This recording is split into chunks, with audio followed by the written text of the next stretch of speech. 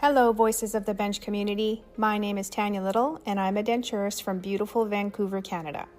I would like to invite you to a special webinar that I'm hosting with Ivoclar and LMT on Wednesday, May 7th, titled Thoughts from a Denturist, Creating Dentures with Ivoclar for 20 Years. In this program, I will review the incredible history of removables with Ivoclar and focus on the new and exciting Ivotion base print resin and, of course, the PM7. My goal is to provide you with several key takeaways that will allow you to work smarter and not harder. You can join me on May 7th by registering at lmtmag.com/webinars. That's lmtmag.com/webinars, and look for my course. I'm really looking forward to it.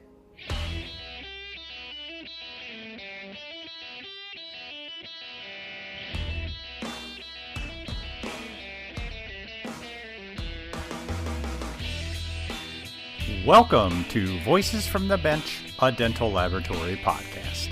Send us an email at info@voicesfromthebench.com and follow us on Facebook and Instagram. Greetings and welcome to episode 368 of Voices from the Bench.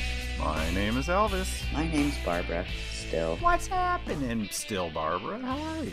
It's Saturday. It's beautiful here. Tell me about the weather. We got a cold front in. Yeah. It's frickin' April and it's chilly. Like, I don't even get it, but I like it. Give me a chili. I'm gonna go for a run. What's your April chili? 60 in the mornings. Oh, I'll take that.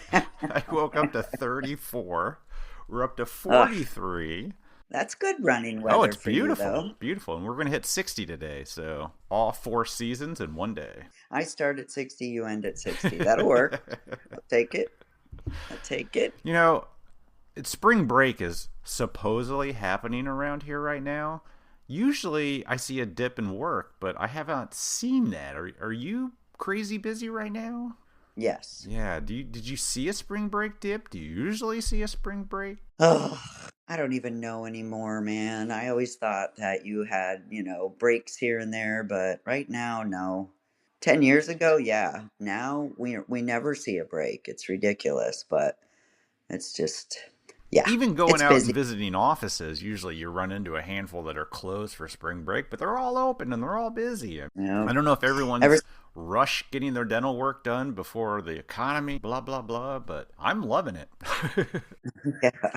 Yeah, so because so many of these conversations, when I try to put them together, they kind of make for a long episode. So I'm going to apologize, but we're just going to jump right into it. So this week, we still bring you the conversations that we got back in February in the Ivoclar Grand Ballroom at the 40th LMT Lab Day Chicago 2025. Nice. We start off with a past podcast guest that is a denturist that's now doing some pretty amazing things at Aspen Dental. Eric Kukucka. I know you love saying that. I do love saying his name. Eric owned 5 practices in Canada when Aspen Dental approached him about helping them in their 1,100 plus offices to do better dentures. Wow. So Eric talks about making that move, getting the proper protocols in place at a large scale, introducing their new signature elite denture, and how do they maintain quality while opening a new practice every 4 days. Are you serious? That's what he says. Like literally yeah. Every 4 days. Don't blink. There's a new Aspen. Oh my God. Then Elvis chats with the dental assistant turned lab tech, but she's still an assistant, Chelsea Homire. Chelsea talks about all her years chairside and finally getting an opportunity to go ahead and design, print, and mill to take her career to the next level. She works with an amazing doctor that allows her to troubleshoot to success. Now Chelsea is teaching other offices about digital workflow and customizing their learning for their office. And then we wrap up the episode with Brittany Mitchell. Oh, she's awesome. Brittany is an in-office removable technician that talks about her digital workflow. Starting at the front desk, Brittany was drawing when someone said she would be better as a technician. Wow. And a few short years later, she's designing and printing dentures for a 12-doctor practice with aspirations to do even more. So join us as we chat with Eric Kukucka, Chelsea Homire, and Brittany Mitchell. Are you a dental lab in need of more talent to improve your bottom line and keep production on schedule? Are you a dental tech with great skills but feel you're being limited at your current lab? Well, the answer is here. Hi, I'm Mark from Win-Win Go, and this is precisely why Win-Win Go was created.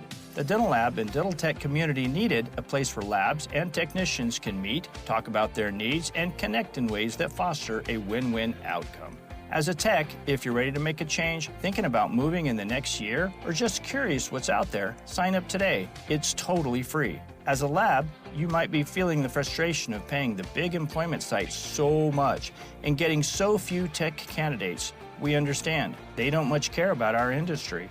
WinWinGo.com is simply the best place for lab techs and lab owners to actively engage in creating their ideal future. WinWinGo.com.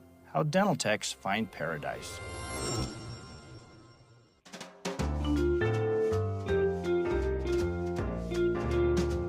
Voices from the bench. The interview. Let's see if I remember. Eric Kukucka.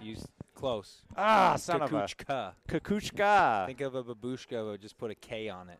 That doesn't help me because I probably can't say babushka. There you did. You just Oh, said did it perfectly. I? Yeah, there you go. Yeah. Eric, perfect. so you're back on the podcast. Last time I talked to you, let's see. When was that? Probably 4 or 5 years ago. It was a while ago. Yeah, all I remember is you were the nerdy kid growing up with an Ivoclar poster in his room. That's is what true. stood out to me the Did most. you go back through your Coles notes to get that no, one? I or it's really just didn't. Stuck and it's stuck in my ingrained head. In your mind. Because I was like, God, I wish I was that cool back then. So what are you up to these days? So these days I'm on my next denture adventure that I've been on for the last 3+ years with Aspen Dental. Yeah, I've seen that. That's yeah, pretty amazing. Yeah, so Vice President of Clinical Removable Prosthetics and Design Technologies. Really overseeing the quality, clinical efficacy, and care from the doctors. So putting together the protocols, procedures on what it takes to make a good denture clinically, and then working alongside with the lab operations the designers? team. The designers on the digital side, but also working in the analog world as well, making sure that our lab teams are following what a proper SOP is, right, to make a denture. You had your own denturist office, right? Yeah, I had 5 of them at one time. And you've closed them all? Sold them. Okay, sorry. To my associate. He's Adam Mazuka. He's taken the business. He's not related to you? Not related. Kukucka? You just end with the... Mazuka, Kukucka, I guess you could kind of say close to that. Yeah, I guess. Yeah. Interesting. That's weird. Yeah. And he bought it you Took out. everything over, bought me out. Yeah. He's actually grown it almost 200% nice. in the Good last for 3 him. years. So crushing it. Are you happy to be out? I wouldn't change it for the world. Really? I miss, the thing I miss is a little bit of that gratification when you get to see your work finish. But now I get to influence hundreds of thousands or really millions of patients a year. Dude, Aspen is huge. I mean, how did this connection even happen? Yeah, I mean, the connection happened when Aspen was looking to get into a digital transformation of dentures, right? We started this proof of concept, and they had seen my work and said, hey, why don't we hire this guy to do a little bit of consulting and help us out. So they reached out to you? Correct. Wow. Yeah. Just from seeing you, social media? media? Social media, and then our senior vice president of dental implants support services, Dr. Sandeep Rawal. So him and I have known each other for, 12 years, lectured on the circuit together, done a lot of stuff with Ivoclar as well. Yeah. And he said, hey, I got the best guy. He told Bob Fontana and Dr. Arwinder Judge, I got the best guy to help us with this. And, he's not only digital, the guy knows analog. So he can really come in and help us. And, listen, we've been successful for 26+ years on making dentures with lab on site. But, as you know, what really makes a denture successful is the clinical work. And how do you take a good impression? How do you take a good bite? So you don't have that Spider-Man meme of, garbage in, garbage out. It was the lab. It's a lab tech. It's a doctor. It's just like. Most of the doctors at Aspen, they are newly graduated. They're not really into removable that much. I mean, they're not very good at it, I guess. So I think to clarify how we think about that, or how I think about answering a question directly is we actually have a lot of tenure in the organization. Yeah. So we have a lot of practice owners that have multi-practice ownership. So some of them have 30 offices, some have 15, some have 7. So the practice owners, there's over 250 of them. And then when you include partners, now you're getting into the 300. So the tenure of what really anchors or underpins the business is quite tenured. Okay, that makes sense. But there is a vast majority of the associates or even managing clinical directors that are working under the practice owner, which are the new graduates. Okay, yeah. Which can be anywhere between 500 to 700 doctors a year that we're bringing into the organization. Wow. So we open an office every 4 days. So our target is to open 50 offices a year. Brand new offices. Brand new. Everything is de novo. Everything every at 4 Aspen, days a new Aspen opens? Every 4 days. Every 4 days. That's insane. Yeah, every 4 days. It's just like if I blink or drive around the corner, I'll find another one. Pretty much. Wow. Yeah, 46 states, 1,100 offices strong today. How we think about that is, again, is that growth of, with our practice owners, opening a new office every 4 days like clockwork. And then I just want to go back to your kind of initial question there with the new doctors. No, so I facilitate a training program almost every Thursday, about 32 times a year. Wow. Depending on the busy seasons, where I will train the new doctors or even seasoned doctors, our large tenure doctors that want to come in and learn more about removable in person, facilitating those classes. And it's a full day course on all the fundamental principles of removable. Yeah. From impression making, bite taking, clinical assessment, vertical, wax rims, all the things that you would learn in a continuum, but really in one day. And what's interesting is, to your point, not experienced, don't love dentures, they finish that 8 to 10 hour day and say, you just made it so simple for me. You took what I've learned in 4 years and done it in 8 days, and I'm confident, because to your point of a lot of them don't like that, and it's very true. Because denture making or denture fabrication, it can be a hard, laborious process. It is frustrating. If you're not good at it, it's terrible. Right? Yeah. But putting that lab tech and that lab on site makes it easier, right? Yeah. You've got an experienced lab tech on site. We have over 1,400 lab techs in the organization. 1,400, Over 1,400 lab technicians. Aren't you hiring a new lab tech every 4 days? Yeah, pretty much. Yeah. Yeah, I mean, we hire hundreds of lab techs a year. I mean, listen, every business has some form of turnover, and we always have to compensate for that. But it's our own homegrown lab tech training program, because we saw the decrease in lab technicians. We saw the decrease in the academic institutions that were offering a fully accredited. What were they doing before? Just over the one-on-one training? Yeah, we've always had kind of a structured process where it would be more one-on-one in the offices, but then we instituted our formalized program that will graduate you to a different level of lab technician throughout your tenure.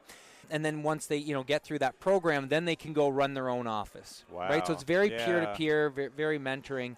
So that's what helps those doctors get better at that. And, I mean, we do hundreds of thousands of dentures a year. So when you come into the organization, you got to like dentures. Yeah. It's a big part of our business, right? You don't go to Aspen not knowing that's not what you're going to do. You Correct. Know what I mean? Or you might not know, then you come in. But, again, part of that same training program that we do for lab technicians, we've got a very curated program for doctors. That's cool. And how we like to think about that is we bring them through this continuum of understanding every aspect of not only how to be a dentist clinically, but also how to talk to patients, how to understand the why behind what you're doing, how to understand the why behind who is our target patient, right? Those patients that are a high-need patient that have been putting off dentistry for years. A long time, yeah. And then something happens in their life.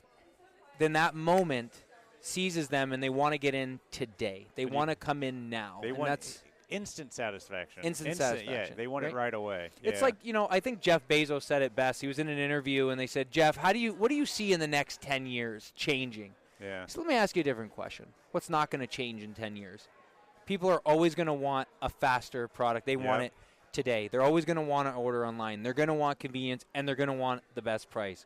I can't predict what's going to change in 10 years. Yeah. And when you think about that and how we think about that, it's very much the same thing. Patients are going to want convenience. Patients are going to want quality care. Lab technicians are going to want an opportunity for growth. Doctors are going to want an opportunity for growth, which is, a doctor's opportunity for growth. I know we're on a lab podcast, but yeah, no worries. Our other opportunity is our state-of-the-art oral care center here in Chicago, where on average we donate about $6 million a year to less fortunate patients in the Chicago community. Oh, really? Wow. In our state-of-the-art training facility. So doctors will go through an implant continuum, and on the last part of their continuum is when they will come in and do hands-on live patient implant training and placed anywhere between 20 to 30 implants in a weekend. And the patients are getting these for free? All free. Wow. Yeah, all donated dentistry. So it's part of our healthy mouth movement that we've instituted. And, or you could think of No Smiles Left Behind is another kind of quote you could think about. But so we're training our doctors, but we're also giving back to the community. Yeah. And that's not just the implants and, hey, good luck, find somebody to fit.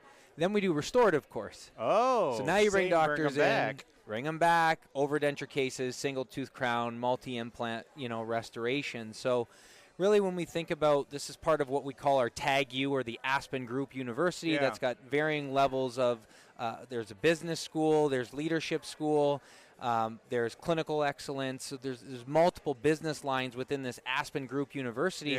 And we've invested almost $20 million in education. So for your own our community. Own community. Yeah. Right. So if you're teaching dentists, are you also teaching the laboratory side? Yeah. So for more of my contributions on the lab side isn't always facilitation. It's more of I call it an individual contributor, and an individual contributor to our lab operations team. So we've got, when we talk about tenure, there's 3 individuals on our team that have been in the organization collectively with almost 70 years of experience, but have been with the organization since the beginning, right? So, when we started, with 10 offices, now to 1,100, it just grows in magnitude. So really where my role comes in with the lab organization is explaining, here's what the puts and takes are to make a quality denture, right? So, hey, I'm going to train the doctors here, but let's talk about the SOPs around, as a model should be this many millimeters. It should have a land area. Bite block should be made 18 and 22. Adhered base plate. Here's how you make a post dam. Aspen's pretty strict on making sure those protocols are followed. Correct. To get a better result. Correct. And to do it consistently. Yeah. Okay. So, right, because you think of, you've got decentralized manufacturing across 1,100 and growing facilities. So if you don't have tight SOPs, it's like Starbucks, right? And sometimes it could be hit or miss. I like Starbucks. I think it's always consistent, right? No matter where you go, that drink's going to be the same. Same coffee bean, same process, same stirring ratio, same cream. Yeah, same amount of pumps. Yeah, I get you. Yeah, exactly. Yeah, so you don't want willy-nilly of just denture technicians doing anything all over it. Yeah, right. It's like my brush, my Lacron, my post-dam technique, my processing method, my depth of the sulcus, my incisive papilla tooth position. It's just like, this is the SOP. Yeah. This is how we set. And listen, removable prosthetics, there's so much variability. I get that. But there's also fundamental principles that haven't changed since 1956, since 1972. A lot of those things that we do to make a denture are still fundamentally sound today. Oh, 100%. Yeah. But what is changing, the way we get the records and the way we manufacture. Correct. And I know Aspen's getting big on digital. Yep. So were you part of that or moving that into it? I mean, I have good friends that are designers for them, and I'm like, that's a sweet gig. Yeah. So we're getting digi with it, I would say. With it, yeah. Yeah, we're under a digital transformation. We're now doing our new aspiration. Well, it is aspirational, but Aspen Operating Platform 2. Okay. And what really Aspen Operating Platform 2 is, it's the next generation of our operating platform. So just going back to kind of the practice owners and a new office every 4 days, and we did dentures in days with the lab techs on site, and that was our differentiator. Yep. Now it's to Jeff Bezos' point of like, well, what's not changing? Well, I'll tell you what is changing. Digital. Yeah. People want that faster. People want better quality. Doctors want digital. Doctors want precision. So we're going through this digital transformation of how we're taking our current footprint, putting 3D printers in every offices, and now we're slowly, growing into this digital transformation of dentures across the organization. And it's been extremely succcial. Has it? Yeah. And listen, we've got some battle scars. It's been 3 years in the making. Then, and you're always going to have some trials and tribulations, and you got to think about that when you think about scale, like what we do, and then you multiply that by 1,100. I mean, we see 36,000 patients a day. Jeez. Across. So when you think about validation, testing, protocol, how we do things, so we're really excited about the continued opportunity in digital. We've got lab techs becoming designers. So, it's a world of opportunity there. But I want to bring us back to your point on technician growth, right? Yeah. So I'm sure you've seen the press releases. We've launched a new denture, the Signature Elite denture. Yes. With the Ivoclar. Being milled. Yeah. No, it's actually analog. It's an analog process. So the Signature Elite, the idea behind Signature Elite, we've been, again, 26 years making dentures on site, and our product line hasn't really diversified much in 15 years. And what I mean by that is we've always been able to offer a wide variety of dentures to meet every patient's budget. You had more than just good, better, best? So we had what's called a Comfy Light was our best, a Natural Light, which was a good denture. Yeah. Then we have a Classic, which is an okay denture. They're all good. They're all work. It's better than what you have. Yeah. And then we have our Basic. So we've always had 4 tiers of denture, but that Natural Light was kind of that. It's not really premium. It's not really basic. It's like it's kind of sitting there. Yeah. But there's a need for a patient that wants more than the best, or what we were offering as the best. Yeah. So Aspen came to me and said, can you make me an Eric denture?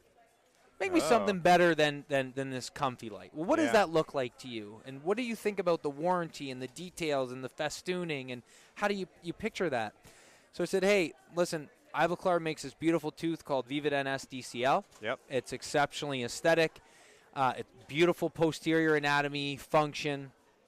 And I said, we're already using IvoBase. We're the largest user of IvoBase in the world. Really? I didn't realize that. Every location has one. Some have 2 IvoBases depending on your volume, right? Nice. Some offices doing 80, 100 units a month, whatever the case may be. You need one more than one Ivo. Oh, no, okay. Yeah. some of them you need a couple, right? So based on kind of that depth and detail. So I said, listen, this is how I would see it. This is what the warranty would look like. I said, but we need to train our lab technicians. Yeah. And not that we don't have. Not everybody can make an Eric denture. Hey, that's right. Not even Eric sometimes can make an Eric denture, depending on what time of the day is or how full the lab is. You know those nights, right? Yeah, sure. And I said, if we are who we say we are, we need to do a certification, and we need to, I remember telling Ivoclar, it's like, I need 1,400 1x28s. What? Do they all have to be the same shade? I said, no. Can they be B1, A1, or BL4? Yeah. So, really? Do they have that in stock? We had to move and shake a lot of things from around the world. Take this one from here, that one from here, that one from there. We got to make a bunch of these, Sure. And, you talk about collaboration, you talk about a partnership. It was so gratifying. It was so overwhelming of how much Ivoclar came to the table to support this initiative of not just launching this denture, was supporting our training and education efforts across 1,400 lab technicians. They're gonna help train the. So they helped more so on helping me write the processes, the protocols, the SOP. Very favorable on. I don't want to say there wasn't a donation on the teeth, but let's just say a partnership on this these 1,400 1x28s to get our lab technicians. You better get a discount. Man. Yeah, I would hope so. I don't know who's around us here, but hope you get a good price on it. But no, just really and truly that partnership of their value in not only the customer but the growth of the technician. So we went through a rigorous training program with our technicians that we set up for them. They had to all set and wax and finish a Signature Elite denture, submit it into our centralized support. And you should have seen in our Syracuse office, which most of our tenured lab tech team, our lab operations team sits, our boardroom was stacked. It looked like an Amazon warehouse. You could imagine 1,400, and not little lab boxes. They shipped them back, just full of work, dentures to be certified. One by one. Who certified them? So it was, give them a shout out. It was our entire, so we have a team we call Lab Enablement. So it's lab support, boots on the ground support that we have for every division. They'll go and help. They'll go and help. They're responsible for the quality, remake rates of lab technicians, productivity, utilization, all those types of things. So our Lab Enablement team, and then our senior lab team. Jessica Mullica has been with the organization, 25 years, I think. Yeah. Mike Jimerson, 20-plus years. And then Christine LeBrake, I believe, another 20-plus year tenure. So that team, based on kind of the protocol that I put together, here's how we're going to mark these dentures, here's what we're looking for, here's what it is, and here's kind of pass or fail, and let's take a look. And, the other thing, too, you're always going to have some variance. The other thing that I think added value in this partnership and this training program and investing in our technicians is we also had to get visibility to who might not be meeting or exceeding our expectations, right? And sometimes that's not somebody's fault. Maybe they were sick, or maybe their trainer wasn't the absolute best. Everybody has bad days, right? Yeah, so 100%. that also enabled us to get even more quality and standardization across 1100 locations. So I couldn't imagine that scale. I mean, all of us are doing it in labs. Yeah. We try to do it in labs, Yeah. but to do it on that scale has got to be intense. Every 4 days.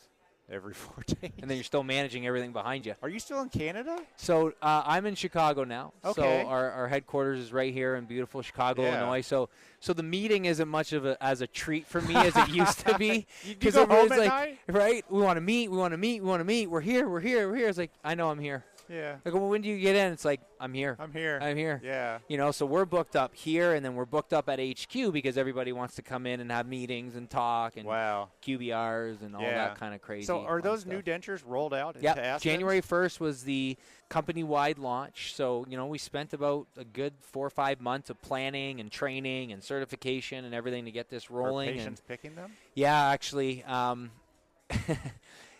We have exceeded our expectations by over 15% of what we actually made an assumption of. Well, why do you think that is? Because there are patients, Elvis, that if you think about the edentulous patient, let's talk about the terminal dentition patient for a minute.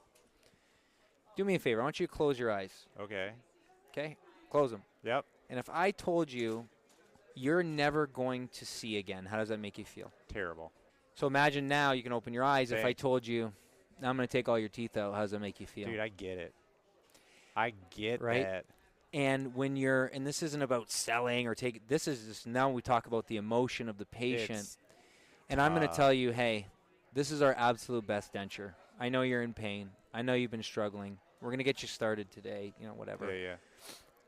That's that moment where you got to ask yourself, am I going to go for the lowest or do I want the highest? And that's a lot of what's doing that. The other thing is we've, in the past, and I can't share the exact numbers, but a vast majority of our business is still today, but even prior to this denture, was premium. So as much as people consider us a value brand, how we actually like to think about who we are is we actually provide quality dentistry at an affordable price, but we use the best products. See, I'm not going to lie to you. Please don't. Wait, have you just been lying the whole time? No, or is it a new thing? No. I'm going to say that Aspen has a reputation. Perceived, yeah. And I really don't know. No, it's fine. Just like you're handling that population that doesn't go to the dentist, that doesn't have any money, that has really bad insurance, and they go to there because they can afford it compared to a regular GP. Yeah. But you're telling me more of them are getting the premium. Absolutely. That's fascinating to me. And to maybe disabuse that theory, we use Straumann implants. We're the largest provider of Straumann BLX implants in the world. Not even Neodent, huh? Nope. Interesting. Straumann ain't cheap. No, it isn't. It isn't. Even at our volume. Yeah. But CareStream CBCTs, 3-shape intraoral scanners. Everybody has Trios? Everybody has Trios. That's the best Every one. office has 2 Trios. We've got CareStream CBCTs. We use the best quality waxes. We use the best quality composites. We partner with the right partners, even like Ivoclar and like other partners in the industry, and work closely with Henry Schein, and we're able to do that because of our scale.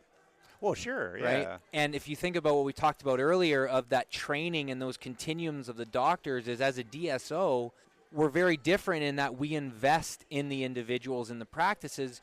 And I'm not here to say our model. I mean, I believe our model is better than others, and I'm not here to say that one versus the other. But it's different because everything is de novo and every office is the same and all the protocols are the same and all the procedures are the same, the materials are the same. And that's how we know we can give that, to your point, an affordable care to the patient who needs it the most.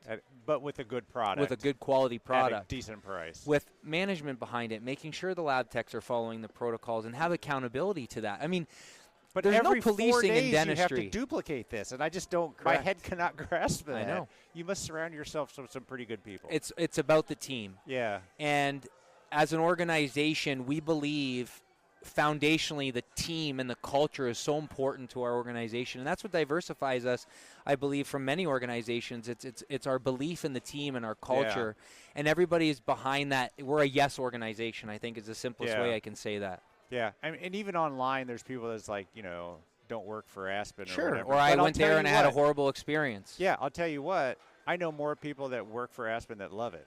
And it's just one of those things, you're either going to love working there or you're not fit for it. Yeah. it sounds really amazing what's going on. And you blew my mind with the fact that you're not doing just the economy dentures over and over and over. No, and I appreciate those sentiments, Elvis. And I think when you think about, I had that same perception you did until I actually went and found out what it is. And I think that's where the don't judge a book by its cover. 100%. I think it's great what you're doing. Yeah. I'm excited for you. Yeah. It sounds like you're loving it. I love it. And there's Adam right here actually joining us, owner of the Denture Center now, who bought the practice. And he's the guy that bought you out? He's the one that bought the Denture Center, and it's been an honor to watch him grow. And without him, I wouldn't be here, right? Yeah. And I want to go back to your question earlier. It's like, hey, you sold and you're here, and what are you thinking about it? Now I have influence not only on over 2,500 doctors and 1,400 lab technicians, it's the millions of patients. In my practice, only so many patients I can influence. Do so many, yeah. And now seeing how much we've decreased remakes, we have a denture money back guarantee. You don't like it within 90 days, we give you your money back. So not only are we doing premium denture, doesn't matter. We're going to remake it. We'll try to make it right before we give it back. But that's what we stand behind because we believe in that. And it shouldn't be, the old saying is, well, it's just a denture. Get used to it. That's why the adhesive business is $2.3 billion today. Is it really? Yeah. It's going to grow to $2.7 billion by 2032. That's just all because of bad fitting dentures. Yeah, I mean, was some anatomy. I don't know if you ever read there was an article that Dental Products Report in 2014, the top 10 things denture wearers told us about their dentures. And basically 48 and 46%, so let's just call it 50% of patients surveyed not happy with the fit, aesthetic, function, comfort, and said they would get a new denture. Yeah. And why is that? Dentures are the most error-prone process that you can do in dentistry. Oh, yeah. I mean, you know this. Yeah, there's no defining line. There's no defined line of anything. How do you pour the water in? Is it water before the powder? Did you measure it? Did you mix it? How did you spatulate? How did you put it on the tray? How did you load it in the mouth? What was the temperature? What was the temperature? Humidity? How long did you wait to pour it up? Yeah. How did you set your teeth? Are they bilateral balanced? Did you set 8 first? Did you set 9 first? Is your curve of Wilson on? Is your curve of Spee on? You're on the center ridge. Incisive papilla position. We can go on and on and on. And that's the challenge. And that's where I'm excited about digital, right, is we can remove a vast majority of the error-prone I've said this processes. 100 times. I cannot set teeth, but I can do a digital denture. Yeah. Because it basically does all the hard stuff. And you know where it belongs, right? That's where we've seen those opportunities. Yeah. Eric, thank you so much, man. My pleasure, Elvis. I love this. Yeah, I love it too. So happy for you. Yeah, thank you. Keep killing it, man. Thanks. Just don't open 4 every 4 days in my town. You know what I'm saying? Just kidding. Good to see you. Thanks for the time. Absolutely. Thank you. Take care. Have a great one. You got it. Okay, so here we are at the Ivoclar Ballroom, Lab Day Chicago 2025. Instagram famous? Do you want to say? I guess. So this is your unique story to me, is you're making waves in the dental lab space, but you're an assistant? Yes. Okay, so let's introduce you. Chelsea Homire. Chelsea Homire? Yeah. All right, out of Lilly Dental in, Missouri? Yes. So we took the train up here from St. Louis and had a nice little ride. How long is that train? It's about 5 hours. It's is it a nice train? Yeah, it is. It's nice and roomy, and to me, it's easier than driving. Free Wi-Fi, power, you just sit there? Yeah, I slept a lot of it, honestly. Nice. I'm 4'10", so I can just put up the seats and sprawl across I'm glad you it said like a little that kid. You're short. Yeah, I'm 4'10". I'm incredibly short. It's funny to me because you see people on Instagram. Yes. And I'm like, you don't really get the perspective, and then you're like, oh, hi. Or because I'm filming, from below, and then people meet me and they're like, oh my God, you're really short. I know, when I go with my husband places, people think that I'm his daughter or something. Oh, that's wrong. I'm very tall, so I guess I see that. So tell me your story. So I was a dental assistant for 14 years. So how did you get into dental assisting? So I didn't know what I wanted to do with my life after high school, and I was taking some community college classes, but I was just so bored sitting in the classroom. I'm such a hands-on person. Yeah. And I was so I just asked every single person I knew, what do you do, why do you love it, and why do you hate it? Interesting. And my ex-boyfriend's mom was a dental assistant. And she was like, it's in medical, it's great, I get to help people, I never work weekends, I never work late nights, I work 4 days a week, but it's still in medical and it's still something really hands-on. You get to help people. And you get to help people, yeah. So I got into that. I went to a dental assisting trade school. I was going to say, is it school required in that state? Or? So in Missouri, it is not required. Isn't that weird? Same with I didn't even know that was a thing in Indiana. Someone told me, oh, you could be a dental. I'm like, don't I have to go to school? They're like, no. Well, in Missouri, there's such a wide range for dental assistants. You can come in right off the street, or you can be someone like me who went to an ADA accredited school for a year, and then I have all of my expanded functions, meaning I can place all the fillings, I can deliver crowns, I can deliver all the dentures, I can do basically anything. You can do all that? Yeah, I can basically do anything. I can't numb, which is coming. Oh, really? Yes, so that is... Do you want to numb? Oh, yeah. You want to poke people? Oh, That's 100%. like the worst part. No. But that's like the worst part of waiting for the doctor, though. Half the time that the patient's in the chair is waiting for the doctor to come in. So they're going to allow you to stick a needle in a human. Yep. And inject them with narcotics. Yep. You okay with this? I would love to stick people with needles. Almost like you're excited. No, I think I've been seeing it happen for so long, and I've had such a passion for dentistry. Be that hard. Like, I can take a class, too. I'm not saying any Joe Schmo off the street need to be giving people don't anesthetic. Let me do it. Yeah, but I've been doing this for 14 years. I love my job. Yep. So I would love to be able to contribute that to the office because that just makes you more irreplaceable, too. Yeah. So in your 14-year career, did you move around to a lot of practices? I did. Like, I went around to a lot of places, and I felt really bad about it at first. I took my first job right out of school. You know, you kind of take what you can get out of school.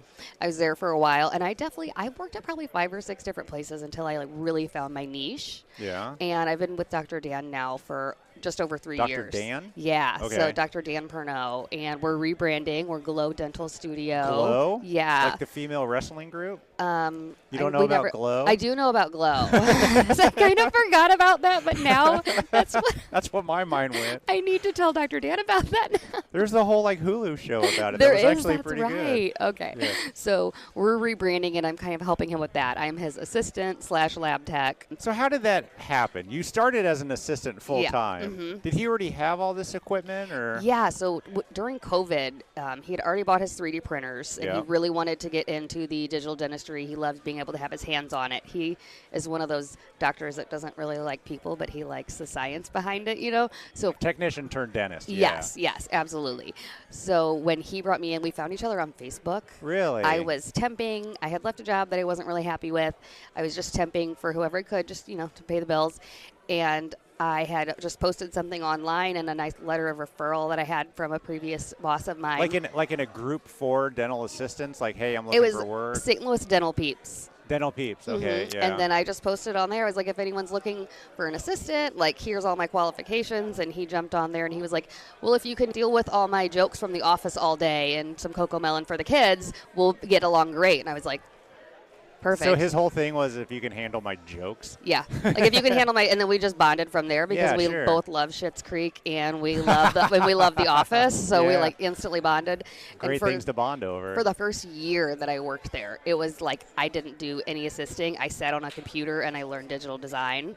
And So he brought you in for the purpose of doing lab work? Yes. So he brought me in because he wanted me to be what he calls his ace fighter pilot.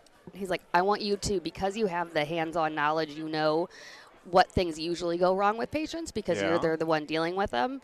There's just a different aspect that I bring to it. But you spent all that education and all that time being an assistant. Did you mind not being an assistant? I actually like it a little better. Well, yeah, I mean, I get that. It taints you after a while. But at first, were you like, what the hell, why are you hiring me? Because you're going to stick me in the closet? No. Okay. No, You're game, right? Yeah, I was game. I'd done a lot of CEREC. For many, many years I did CEREC. So I had a little bit of that. There it is. Yeah. But I wanted to do a lot more. I'm always that person that wants to do more. I want to take more off the doctor's plate because I want to be valuable. I want to make money. I want to make myself irreplaceable. Sure, yeah. So for the first year, I just spent hanging out with him. And exocad? We just got exocad last year. What were you using back then? lab? I built partials and mesh mixer. Holy moly. Let's just put it that way. Wow. Yeah. That can't be easy. Oh my gosh, it's crazy. So now we have exocad. But yeah, in the original days, we were doing and we're always trying new things. We're always like, do you think we could bring this in this program and then bring it over here and do this? And we're always trying fun new things. And so you were doing everything in Measure? Not everything. I love D3 Splint. Super easy. Yeah, that's Gives super me easy. phenomenal results. We've got those things down. I can get those designed in 5 minutes. So you were just minutes. printing at this point? Yeah. Okay. Yeah. So now that I've kind of, I don't want to say mastered 3D printing by any means. I've gotten a lot more comfortable with the 3D printing. Just because you keep doing it. Yeah. And then so now I'm working on, because last year we bought a VHF R5. So now I'm kind of working on getting myself used to that workflow. So what are you milling? So we milled a lot of custom abutments. Wow. Which is really awesome. Custom abutments are amazing. We've milled a titanium mesh overdenture for some implants. Nice. So it's like a little, you mill the intaglio outside, put it all together like a little piece of cake, and it was really cool. So, and we've done a couple of partials. They say you can't do too much titanium on the R5 though. Why? Because it's hard on it? Because it's so hard on the machine, but we're not a huge lab either. You're only doing work for this doctor. We're only doing work for this doctor. Yeah, okay. Yeah. So which printers do you have now? So we have the Sprint Ray Pro 95. Yep. We have the Sprint Ray 55S. And then we just have a fun filament printer, too. Wow. And I use that for all kinds of fun stuff. Sure. I print organizers for the office and toys for the little kids and all kinds of fun stuff. So what stuff. I see online is you're like teaching other people how to do this. Yeah. How'd you get into that? So when I was online for that first year, I'm trying to figure out how to use all these stain and glaze and what does the manufacturer IFU say?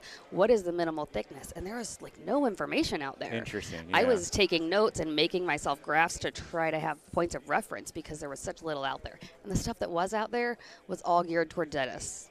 I don't have that 10-year dental background, so I didn't. Sometimes it was just over my head, honestly. Sure, yeah. So it's good that you admit it and acknowledge it. Yeah, yeah. And I think just from an assistant's perspective, I bring a real world role to it.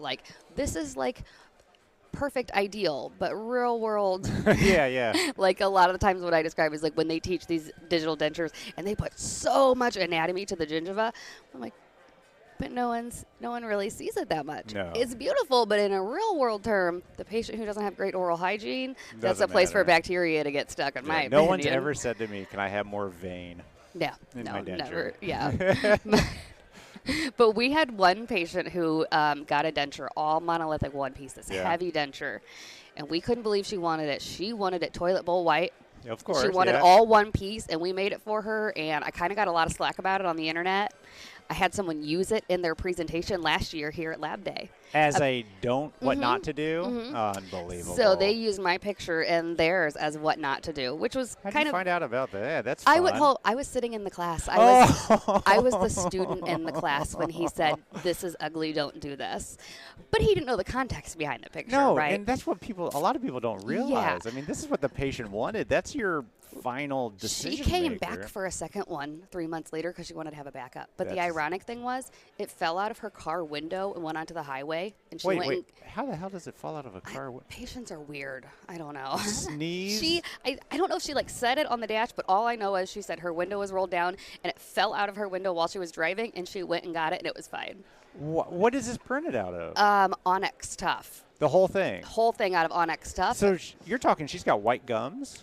I have them painted and opti-glazed, and then I have candy coated over top of them. So you do all that characterization after the fact. Yes. But you do print them all in one piece. Sometimes. We utilize a lot of different digital denture methods. Okay. So what else do you use? So sometimes we do try-ins. Yep. I don't do fully characterize my try-ins because patients don't care about that. All one piece is fine. Check the midline. What do you print that out of? Just the Sprint Ray try-in resin. Okay. So we're kind of limited with Sprint Ray because we do have their printer, which is a partially open, partially closed system. I have an office that uses it. I was surprised how little you can do. You can change things. Yeah. But the nice thing is they're just so incredibly user-friendly. Yeah, you just click.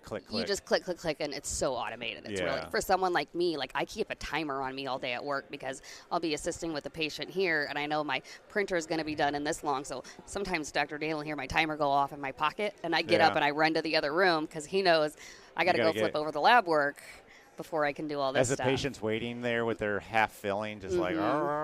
I'll be right back. Sometimes he's by himself, too, because there's such a labor shortage right now.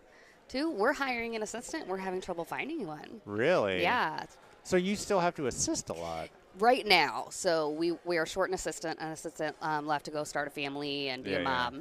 So now that we've been short, I've been doing less lab work, and he's been doing it at like 10 o'clock at night at home. Oh, wow. So he's been taking over that because I have to assist more. But honestly, I'm kind of like, okay, let's find someone. I want to go back to my lab. Yeah, no kidding. So how long have you been back to doing the assisting? Just for a few months now. Really? I've been back to doing the assisting, which is good. The days go by a lot faster because I don't have time to look at the clock because I'm not sitting in front of a computer. Yeah. But I like the lab work, and I like being able to like have my hands in it, and every day is just a little bit different. But I always make the joke to Dr. Dan, like, you want me to be everyone. If you go to a lab, they have a ceramist, a removable. And I'm like, you want me to learn how to do all of this. Yeah. Now, the incredibly complex stuff, then we can send out for that. Do you still send out a lot? No, not hardly at all. Really? Yeah. So you're milling all the crowns? Yep. Milling all the crowns, custom abutments. So we have the CEREC MCXL and the Prime Mill. And then the R5. So you're doing same day crown delivery, and you're having to do those two, design and everything? He actually does the same day crowns himself because he will be assisting with Tiffany in the other room, and he's gotten it down like so fast, you can print those things. Do you have to run the mill though? No, we load everything in there before the patient even comes in. We get the computer all ready, load everything in there, and then as soon as we scan the patient before we even get them numb. So he preps, scans a little tiny part that we cut out, and then designs it, and it's milling within 5 minutes. How fast does he design them? About 5 minutes. That's pretty nuts. It is. He does this really great thing, though, where he does a biological reference every time. You just copy it. You just copy it, and you tweak little parts to make them a little better, and they fit perfect every time. Yeah. I call him the king of overkill because he wants pictures of everything. He wants scans of everything. But from the lab tech perspective, we want it. I can appreciate it. Yeah. It's so funny how much more I appreciate lab techs now that I'm on the lab tech side. Yeah. Because I'm used to the assistant side where we would be like, oh my God, why did the lab do this? Yeah, or why didn't does get it back look to like us. this? There's always been this huge separation between labs and offices, and especially assistants, because let's be real, it's the assistants are the ones that are doing the impressions, sending the bad impressions sometimes because that patient was a gagger, or like we have a lot of patients in our practice that are oral cancer patients. Oh. So they've had parts of their faces removed, or they're missing part of their tongue, or and they're really hard to work with. But those are also really rewarding too. Why do you get so many of those patients? Dr. Dan did a residency down in Houston with a female doctor that ironically moved up here. They both moved up here, and they did their residency together. But she is a prosthodontist that specializes in oral cancer. Oh, wow. And so sometimes she'll send her patients to us for their cleanings because our hygienists kind of know how to work around it. We have a lot of patients that have cleft lip and cleft palates that will clean, patients that have obturators to fill giant holes in the back of their throat. You making any of those in Mesh Measure? We're not, but that's kind of one I want to get into. Mesh Mixer. I always get that messed up. They need to change the name. People are like, they either love you for using Mesh Mixer, or they're like, you're the OG Mesh Mixer. They're like, ew, Mesh Mixer. I don't know. I've used it a few times, but usually I'm just pulling it in there to fill some holes or patch something up. I don't know. Well, that's the biggest thing. Too deep into it. It's the first thing I tell everyone when they have a print fail is, did you bring it in a Mesh Mixer and run the analysis tool? Because sometimes it's just a little flaw and there's a little hole in it. Yeah, you just don't see it. And it won't print, Well, you've really learned out all the tricks and I'm really good at what learning not to do. I like to call it. So once I've learned 1,000 times what not to do, then I have like a few times of what to actually do. There you go. But I work with a great doc who, like, sometimes I come up to him and I'm like, oh, I this up. Yeah. Like, but he's so cool about, he's like, all right, well, let's fix it and then let's move on. I don't dwell on it. I'm not going to get in trouble. He gives me a lot of freedom in that way. But it's fun here because now we're in the lab world. This is our second time at Lab Day. We were here last year. Yeah. So we kind of feel like we're in like the lion's den a little bit. Is he here? Somewhere. He's in class right now. Wow, so he came with you and he's at Lab Day. That's nice. Yeah, so he and I and then the other assistant, Tiffany, are all here and we're all taking classes. Wow. So wait, even the other assistants at Lab Day? Mm-hmm. That's cool. Because she's actually my best friend that I got Dr. Dan to hire on. She's an amazing assistant. Yeah, right. I know, right? He was thinking that last night when we were all at a party. Me and Tiffany were like ready to go, and he's like, "Oh my God, why did I hire best friends?" Yeah. Does she do the lab work? A little bit. She wants to, but I'm like, get out of here. These printers are my babies. Get out of here. Go see patients. So how often are you teaching other offices to do it? I do mainly online because when I was online and I was really discovering how little training there was, I wanted to change that. I was like, this shouldn't be this difficult to learn and to find information for. It's new, but people were always like a little secretive about it, and the companies would come out with their manufacturer IFUs and their workflows, but there were voids and they weren't really specific. So it was a lot of people. As long as everything goes right, this is how you do it. Exactly. Yeah. There was no. That's how I started noticing. Nobody ever talks about what goes wrong. Nobody ever talks about, here's why you don't cut this corner and do it this way because this happens. 100%. I've tried cutting those corners before and it didn't work. We all have. So I love taking pictures of like, here's my mess ups and here's what I did, because if a mom from Robertsville, Missouri, who lives on a gravel road, who went to a dental assisting tech program can do this and learn 4D design and 3D printing, anyone can do it. Like if I can do this, that's a joke we always make. I have 3 neighbors. That's 3 too many.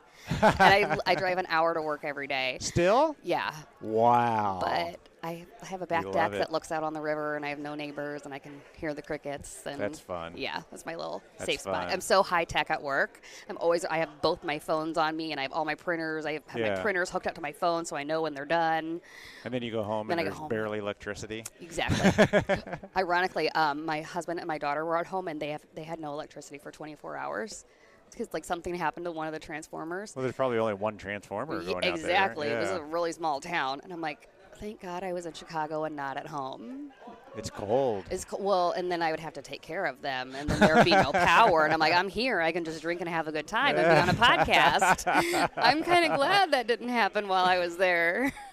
So what's your plan? You gonna just keep doing what you're doing? I mean, are you sponsored by Sprint Ray or anybody? So I'm a Sprint Ray KE now. Yeah. So they're pushing the Midas really hard right now. Midas, yeah. So which I think is really cool. Has tons of potential. I don't know about it. Yeah. It's kind of weird. I don't think here's a problem. You're not really printing it though. You're injecting it into a printed mold. Isn't that how it works? So it uses like a hydraulic press basically because the 3D printer can't keep up with the amount of ceramics that are in that. It's too viscous. Yeah. So it uses like a hydraulic press to do it. But they were coming out with like over 50% ceramic, and then now there's over 60%. But we're such ceramic people in our office too. You know, I love Emacs. Yeah. And Can't go so wrong. we're like, if it's not broken, don't fix it, sort of thing. Yep. But I do think there's tons of really cool applications for 3D printing from a public health aspect. It's going to be there. Yeah. I talked to Sprint Ray a lot about that. I would love to be able to advocate for the public health aspect of it. Yeah. I come from a very small town, fairly underprivileged area. A lot of people have dentures. Most people don't have dental insurance. Yeah. Sometimes people don't really know how to take care of their teeth. So I want to be able to educate the world on how 3D printing and digital dentistry can really help. It's going to allow us to scale to hit that population. Mm-hmm. I mean, what we've been doing for years, there's just not enough people that can do it. Yeah. Well, then there's a shortage of lab techs right now, too. Oh, yeah. Especially after COVID, so many people left dental. Yeah. People who were really close to retirement left, and then now we're seeing this giant void in the workforce. Do you have a Midas? No. Oh, they didn't give you one to try and play with? I wish they would. They're yeah, not that cool. I know. I'm like, come on, I'm a KE. Just give me a Midas. I'll post all about it. It'll be a great time. We can replace some of my fillings with it, whatever. There you go. Can you do fillings and stuff with that? Yeah. So you can do... but doesn't that use a whole cartridge? So it uses a little capsule, and you can get up to 3 restorations in one capsule. I didn't realize 3 of them came out of that. But if you're only printing one at a time, and then that capsule's done. So you print with it once. So you have to do all 3 of them at one time. Yeah. But I was just at Patterson not that long ago, and we were going through some workflows with them because our Patterson rep wanted to know. So we sat down and we did some different techniques. We polished a Midas print. We did some OptiGlaze on it, and then we did a candy coat on it so that way we could kind of compare what's the fastest, best workflow. So I really want to work with Patterson, and I want to be kind of the digital implementation specialist for labs and doctors alike, because I can be that kind of like in between. I know the burdens of both of them. Interesting. So I would love to be able to help people adopt it and know that it is really attainable, because 3D printing at first seems so scary. Does it though? And intimidating, at least to me. It was like, there's just so much information. How do I wrap my head around this? The problem is getting into it is tough. I mean, there's so many choices. I mean, like, how do you even know what to use? I got into Sprint Ray because it was what Dr. Dan had. Yeah. With that being said, I've fallen in love with it because it is very user-friendly. It's a good printer. It's a great printer. Have I had my nuances? Absolutely. I don't think any technology is perfect. But I've had really good luck with it, and I love my job now. I work 3 days a week, 10-hour days. Yeah. I work Monday, Tuesday, Thursday, and then I can do my teaching from home online. what I will do is I don't have just like a set, okay, here's what you do in one course. I do customized training for people. So I send them 3 surveys about their needs, their office's needs, their lab needs. Is this mostly dental offices that are reaching out to you? Yeah, mostly dental offices. Yeah, I've had a few labs, and they want to adopt it. So I send them surveys, and then I create them a proposal of totally customized training videos that they can go through at their own pace, and they can view them for 90 days. You ever fly out there? I have. I flew out to LA to see their facility 2 years ago, I believe. Yeah. Is that 3D printed? It looks like a 3D printed middle finger with feet. That's probably the coolest thing I've seen in a long time. So yeah, hilarious. I did get to go to Sprint Race facility 2 years ago. Nice. And that was really cool to I bet. see. I would love to see that. It was a lot of fun. But I love Sprint Ray because they take feedback really well too. Do they? Yeah, yes. Good. So, I don't know much about the company, honestly. I mean, they're so clinical. Yeah. I know they're here. They're so clinical based, yeah. I don't understand why they're not making printers more for the lab space. I don't know either, I don't know. I'm going to be honest. I guess they just find out what works. I think because they're pushing more the Midas a little bit right now, and that same day, restorations. Labs ain't going to do that. But exactly, labs aren't going to do that. But I have some offices where we print that full arch temporary after surgery. I mean, those things are beautiful, and they're hard. And I'm like, why are these not in the lab space too? Because they're printed in like 20 minutes. Sprint Ray is one of the fastest to print. Yeah, I was surprised. Yes. And they have good luck, and they get all FDA certification, everything, and they give out their workflows, but they really do take feedback every time I see them. We ran into them. I bet you give a lot of feedback. Oh, you think? I'm a talker. What can I say? Like, we were at a bar last night, and all the Sprint Ray guys showed up, got into a conversation, and one of the first things he says is, like, what do you like about Sprint Ray, but what do you think we need to change to make better? Yeah. And you don't hear that a lot from big companies. Especially in a bar. Yeah. At that setting. Yeah. With someone with a drink. I know. And then you got this crazy lady who's like 4'10", pink hair, so I just like to see how far I can push it with my doc because he's so traditional. So I'm like, let me just show my tattoos and dye my hair pink. And you catch any gruff from the lab side of things when you post so clinical turning lab? I mean, I do. I feel like I'm in like the lion's den here a little bit. I went to classes last year that were like very much bashing dentists and assistants doing some lab work. Which I get though.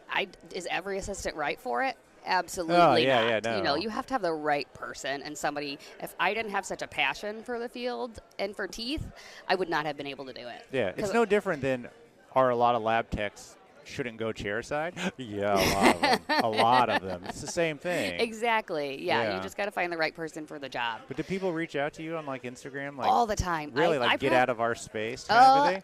Not really. I think they probably maybe think it behind the back. Yeah. But I've had a few little like keyboard warriors tell me I'm doing things wrong. Well, you know what that says? You're doing something right. But you know what? They still know who I am. Yeah. That's how I say it. But very early on, we used to have people kind of like troll us on the podcast. I'm like, well, somebody's listening. You're like, well, you're still here, so what can I say? It took you more effort to say that than people not to say anything. So I appreciate that. Yeah. Thank you. So my goal is to just make 3D printing easier for everyone and make it in more like bite-sized pieces. Yeah. You know, a lot of these trainings are like, come to my facility for 3 or 4 days straight a lot. and pay $12,000. And I'm not saying that's not a great course, but the assistants are going to be doing most of the work. They don't have time to take off for their families. If, like, I try to offer custom videos for them, you're going to tell me what program you use, what materials you use, what your lab looks like, what your daily schedule looks like. Yeah. So I can teach you how to integrate this into your daily life at the office. It's cool. And I try to do it in chunk-sized pieces and teach them what I have learned, and because I'm good at learning what not to do. So I'm like, listen, here's what I did, and here's what you don't do. I love Learn from my mistakes. But I love people that teach like that, so I just try to be as real as possible. And I'm always very upfront with people. Like, I am not a trained lab technician. I have a lot of admiration for lab technicians because I understand now why they needed those photos perfect, why they needed that border molding perfect. Before I didn't understand, so it was really easy as an assistant to kind of send crappy impressions or crappy work. It was easy to do it because we didn't know why we couldn't. That's hilarious. And then you're like, oh, the lab technicians don't know. This patient was gagging, and this was a little kid. Maybe that's what you should be speaking at here at Lab Day. Maybe. So somebody needs to hire me to come teach at Lab Day now. It's just basically that we always talk about the dentist lab communication. That's not the important communication always to have. Yeah. the dental assistant. Yes. And the front desk. Yes. And the lab need to have a conversation. Yes, and I've taught kind of a lab before. They didn't really understand how we did everything in the chair. I would tell them, for example, I have this patient who has dementia, and I tried to take this impression on her, and this is why this was the best impression I could get. And they're like, oh, okay, now I kind of get it. Yeah. And from the other way around, you tell me why, don't just say, I need a new scan. Can say, okay, I need a new scan because we're missing this and this. If I don't get those retromolar pads and I don't get that palatal seal, it's never going to stick. Yeah, every lab does that. Hey, we need a new scan. And they're like, why? You're like, well, I was just told to call you to get a new scan. Exactly. So if we don't understand. Well, I'm going to do the same thing again. Exactly. If you don't understand 100%. why. So, yeah, I'm trying to make it easier for everyone and bite size, and it's a lot of fun. You're fighting the good fight. Well, Chelsea, I appreciate you. Thank you so much. Thank you so much. That was a lot of fun. Thanks. Bye. Are you going to eat it? No. You're not going to eat it? No. It's hard-boiled, but I don't know what to do with it.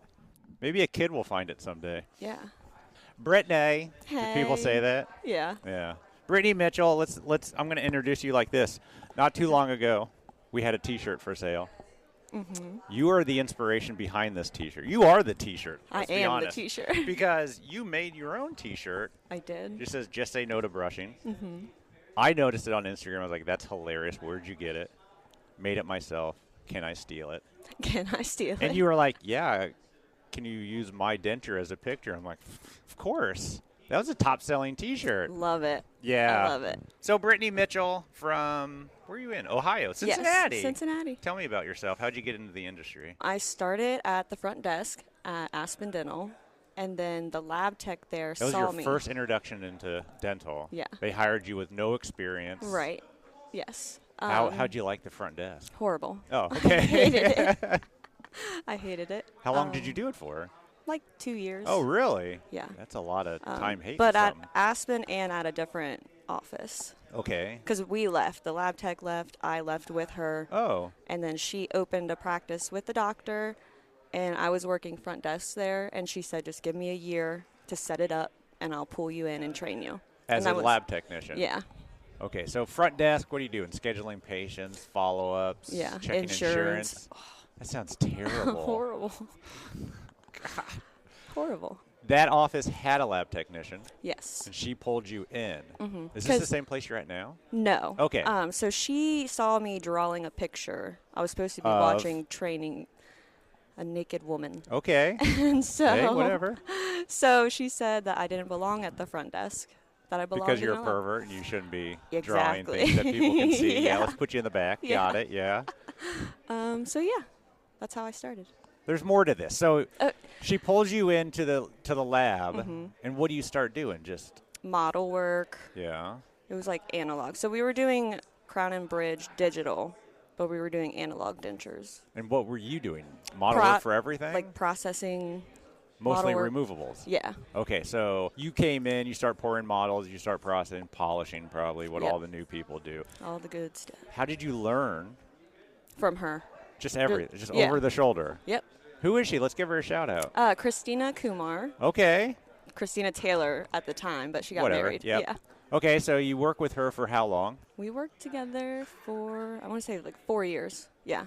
4 years, mm-hmm. and then what happened? You left? Yes. Well, the doctor closed the lab and then sold all of his practices. Oh. So. What did he end up doing? No idea. Oh, okay, good for him. No idea. Yeah. Whatever.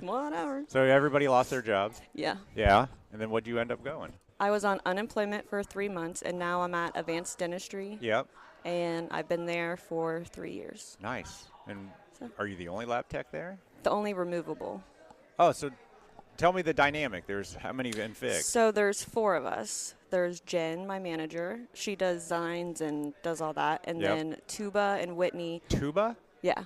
Oh, nice. Tuba, she does the zirconia. It's a great name. I know. And then Whitney does the EMAX. There's a Whitney and a Brittany? Yeah. Yeah. Whitney-Brittany duo. And then you do all the removables. Yes. And then we hired another girl. Her name is Nadia, and she does like our model work. She'll load the mill.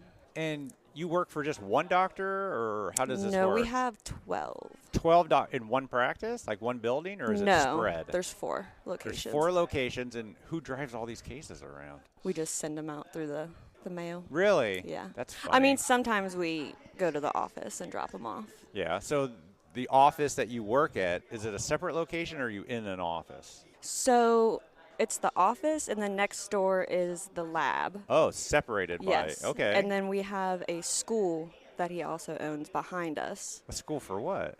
Dental assistants and really? stuff. Mm-hmm. Oh, it's called Vesper. Vesper? Yep. This doctor's doing a lot. Oh, yeah. So he's training the assistants that he probably ends up hiring at one of his 4 locations. Right. And the ones he doesn't like, he says, don't work for me. Yeah. Yeah, get out. Yeah.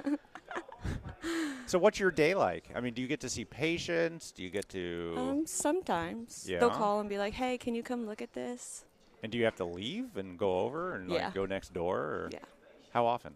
Probably like 4 times a week. Yeah. Mm-hmm. Is it disruptive to your day or? Sometimes. Is yeah. it? Yeah, you're like, I mean, of course, like, why are you going? Yeah. So what do you mostly do? Full dentures, partials, all? Full dentures, yeah. Yeah. Is that all you do, or he doesn't do any partials, or? I have done some, but I don't know. I need to get better at that. I thought partials was easier. Is that not true?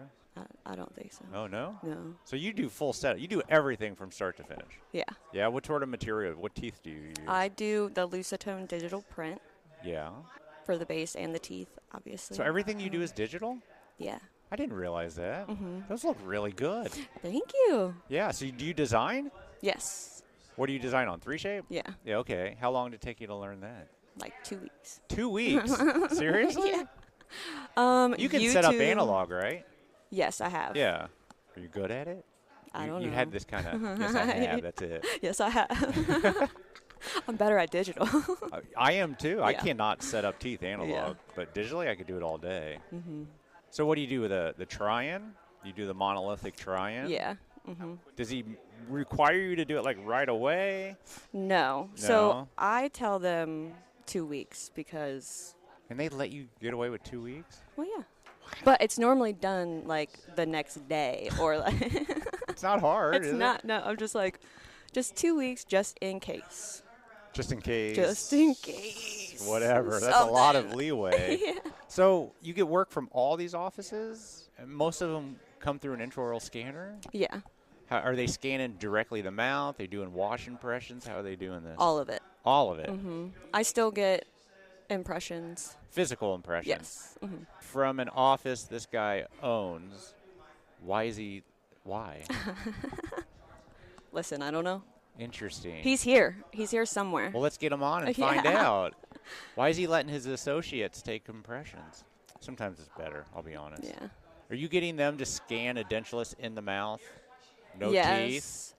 And you're making a denture on it? They're not great scans. Yeah.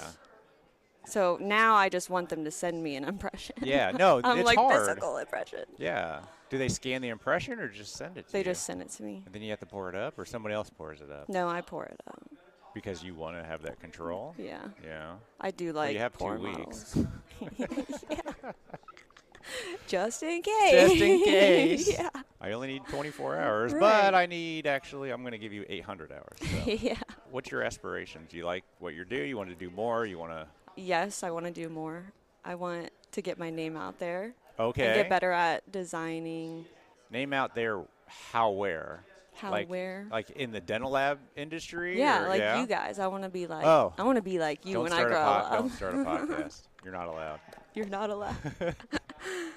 So how you getting about it? I mean, Instagram, right? Yeah. I don't know. I need to make like a dental Instagram. Isn't that what your Instagram is now? Not really. There's a lot of teeth on there. Yeah, there is teeth.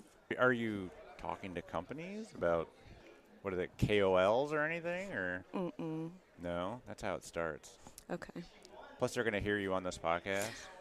And Yikes. it all just explodes from there. The launch of Brittany's career right here, right now. Lab Day 2025. Mark it. Clock Mark it. Clock it. And just say no to brushing. Just say no to brushing. What? That was such a great shirt. I had so many people compliment me on that when I was wearing it yesterday. Good. Yeah. That's awesome. What other T-shirt ideas do you have? Anything? I have a lot. Actually, I have like a whole list. Yeah? So I can hit you up for our next idea? Yeah, for sure. I got you. It's hard to come up with stuff. I got you. I got you. Well, thanks so much. No, thank you. It's fun to meet you. Follow you on Instagram. It's fun. Oh, yeah. Keep doing what you're doing. Become popular. Become the next big thing. Guys, you got to like me. Yeah. Go talk to Dent Supply about Lucitone and being a KOL for them. Okay. That's how it works. KOL. KOL. Key Opinion Leader. Uh-huh. All righty. All right. Thanks, Thank Brittany. you. Bye. Bye. A huge thanks to Eric, Chelsea, and Brittany for sitting down with Elvis without me. Amazing conversations at the Ivoclar Ballroom at Lab Day Chicago. It's really great to hear that even though Aspen is crazy growing, that they're still focused on quality and training. That's a very important aspect of their growth, and Eric is the perfect person for the role. That's a big role, by the way. Huge. We could only wish more assistants would appreciate us as much as Chelsea does. She learned the ways of the lab. Keep growing and teaching. Some of these offices need all the help they can get, that's for sure. And it was also great to get to know Brittany. We can't thank her enough for the amazing shirt design. Everybody loves that design. Keep an eye out for her, everybody. She's bound to do great things in our industry and already has. Thank you, everybody. I missed being there. We missed you being there. Thanks. All right, everybody. That's all we got for you, and we will talk to you next week. See ya. Have a great week. Happy spring break.